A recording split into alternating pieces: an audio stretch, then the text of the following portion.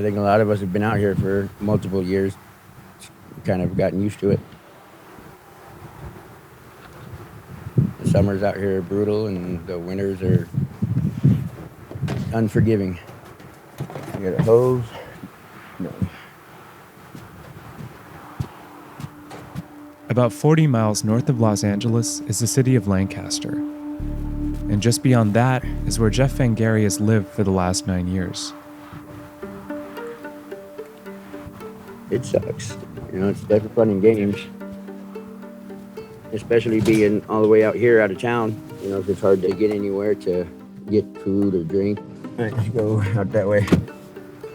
Vangari doesn't have a car or running water, which means whenever he can get a ride into town, he takes it. I go usually probably once or twice a week and fill up one or two of those 55-gallon drums. Because we use it for everything, bathrooms, cleaning up, dishes, cooking, everything. I think the hardest part about living out here is trying to stay out of your own head.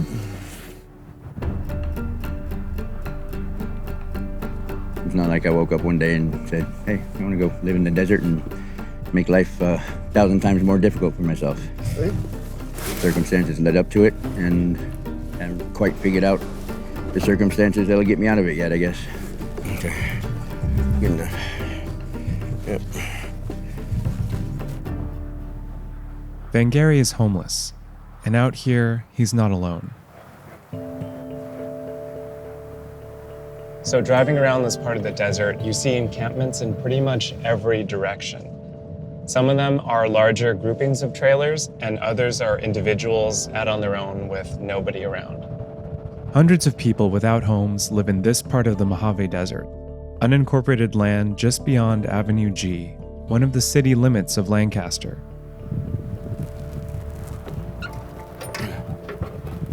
Were you ever within the city limits? Yeah. And why did you move out here?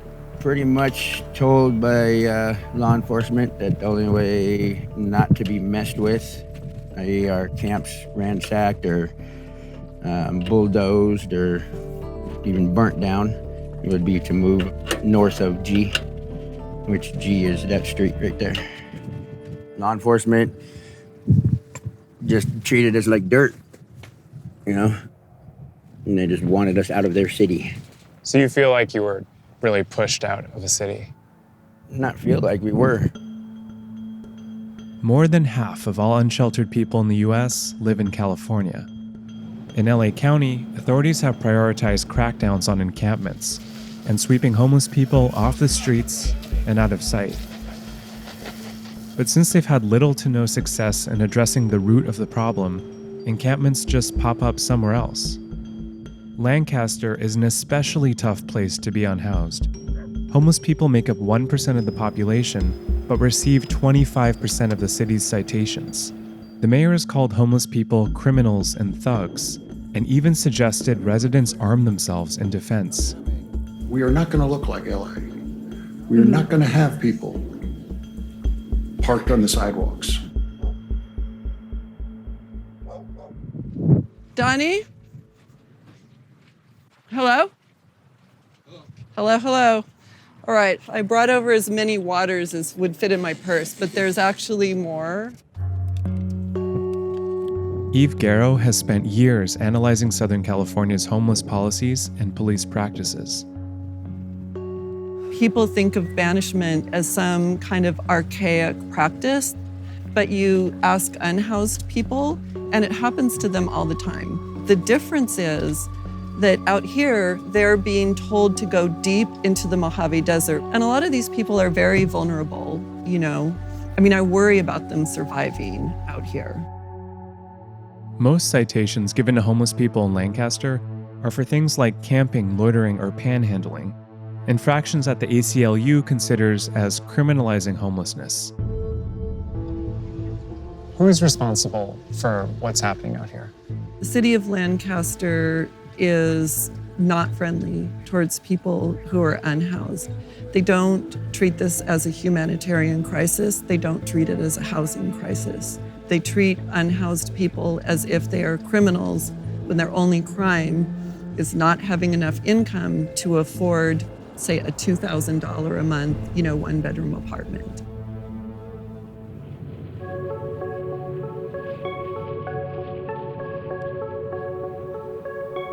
So when they came through with a bulldozer. They started over there and at the end of the way down there, and they just started sweeping everything down towards the end. Sarah Odom lost her job and became homeless last year. 3 months ago, the city came to bulldoze the camp she was living in. No, I'm standing my ground. I'm not gonna move. I'm not gonna move. You guys have a phone? Can you record it? So as I'm arguing with public safety and the police, I decided, okay, fine. I grabbed all my stuff together and just threw it over the wall because I was like, I don't want my stuff to get, it's all I kind of pretty much have left. So I just— You didn't want it to get bulldozed? No. Police still do regular sweeps of the area, but Odom refuses to leave. This thing is pretty stripped from everybody kind of using it. Oh, I see. But you just got to really get like a good grip on it. And Whoa. yeah. So this is how I try not to waste too much water. California is in a drought. Have you gotten citations? I've gotten illegal camping tickets. I've gotten 4, and I fought them all in court. Because if I say that I'm guilty of illegal camping, it means I'm guilty of a crime. Being homeless is not a crime.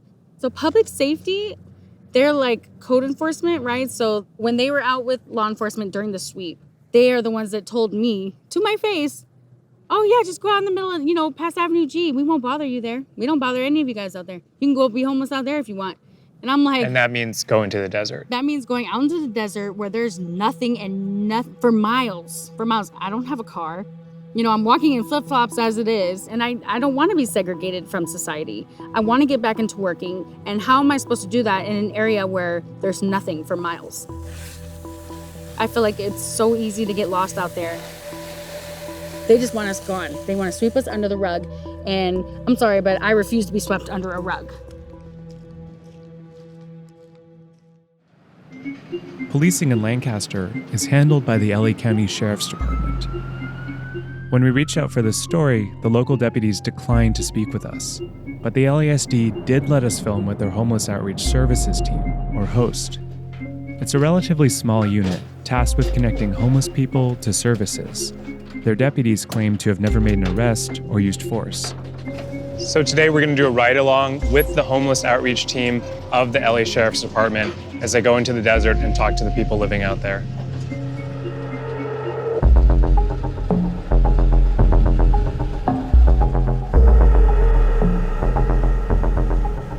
We're a humanitarian effort. We're not traditional law enforcement, and we realize traditional law enforcement doesn't work when dealing with the homeless population. Lieutenant William Kitchen leads HOST operations in this part of the county. How long you been out here in the desert? 5 years? Well, I think you're a beautiful young woman, and I kind of worry about you out here. How long you been out here, Bruce? 8 years. 8 years. Are you working with any homeless service provider out here? No? Are you struggling with anything right now? No. Drugs, alcohol, or anything? Right now, I'm clean. Good for you. I'm clean. Just working, just trying to stay. It's just hard. If you need anything, just reach out. Cool? It's definitely nice to meet you. Nice to meet you, brother. Do you trust the LA Sheriff's Department to help you out of your situation? It's not so much a trust issue, because trust was taken away a long time ago. That's something that's going to take a while to be built. Have you ever seen this team out here before? Not like this. Not like this. What's different about today? Normally it's like trying to get us to do something or follow their rules or try to make something happen, or it's not like, normally like out here to help us or like, check on us. You already pushed this way out here. It's like, how you wouldn't come out here and deal with us too. It's like, where else can we go? And that's the big thing. It's like, what do you do? Where do you go? So when we show up, you were out with us today. Did you feel any tension between the police and the people that were out there? No, but we were also out there with cameras though, so it was hard to tell. Yeah, but we're out there every day. so there's no tension. We bring the services to them where we are, and we just try to make that human connection. Are you in touch at all with the deputies here in Lancaster who some people say are encouraging them to move out into the desert? We are in touch with them. The local deputies who work this geographic area all the time keep in touch, and they'll call them and ask them to go to certain areas and see what the needs are.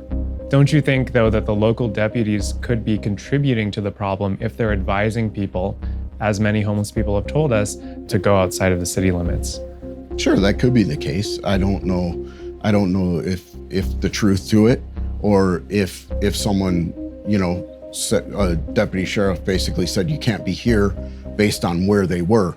Well, people we spoke with who are living out there said, we feel like we've been pushed out here by the LASD. If that is happening by deputy sheriffs, I would highly discourage it. Do you think that the LA Sheriff's Department bears any responsibility for helping make this problem worse in the first place?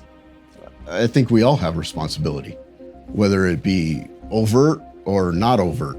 I think this crisis has exploded. It impacts communities. It impacts every corner of the county.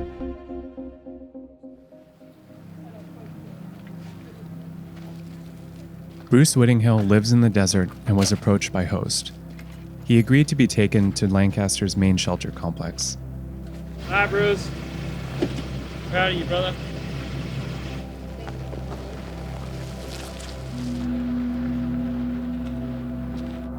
The Kensington campus is a 14-acre housing facility with 300 rooms for permanent and transitional housing. Whittinghill was offered a spot in the temporary shelter. How does it feel to be here now? I've got expectations to a certain extent, and I don't feel like I'm being crowded or corralled or anything like that, or forced to be here. I'm actually happy with the fact that I've got the opportunity to be here. This gives me a little breathing time. So what the city is offering people is long-term shelter living. Part of the model of Kensington campus is permanent supportive housing. It's filled up, and for folks like this, I don't think that's accessible either. What is the solution?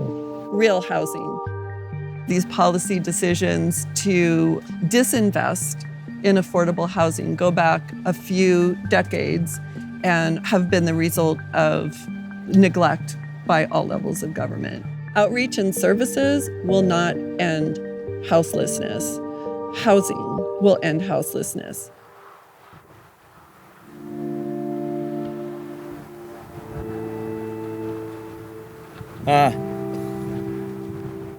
What?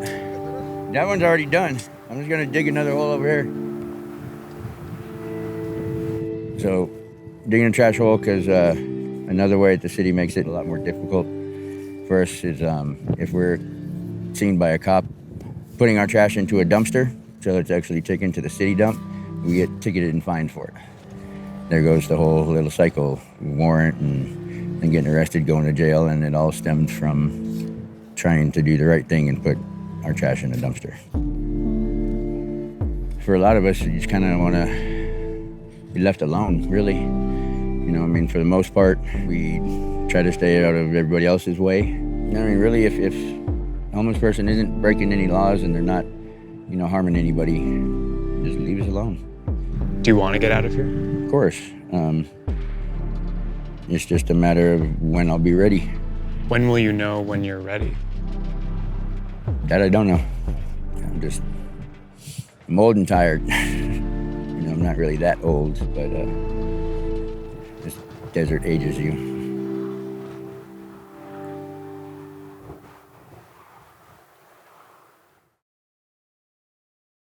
I'm Michael Learmonth, editor-in-chief of Vice News. Too often, traditional news outlets shy away from the real stories and experiences of those living through global conflicts. Not Vice News. Our reporters are on the ground, fearlessly covering the human stories that shape our world. You and millions of others can continue to read, watch, and listen to Vice News for free. But we hope you'll consider making a one-time or ongoing contribution of any size at vice.com/contribute. Every contribution, no matter how big or small, helps support the journalism Vice News brings to you every day. Thank you.